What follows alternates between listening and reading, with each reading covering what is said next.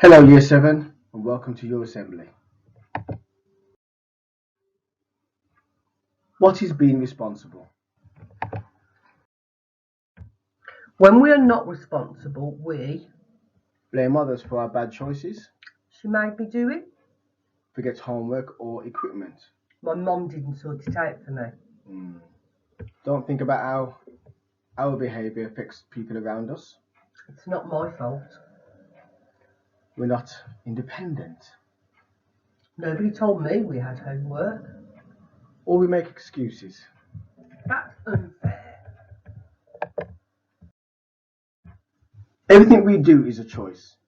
We have to take responsibility for our choices. Good choice, bad choice. The moment you take responsibility for everything in your life is the moment you can change anything in your life. Think about this statement. Think about how it impacts on you. What do you need to be responsible for today? Having your equipment, Being on time, not blaming others, not spoiling other people's learning, looking out for your friends.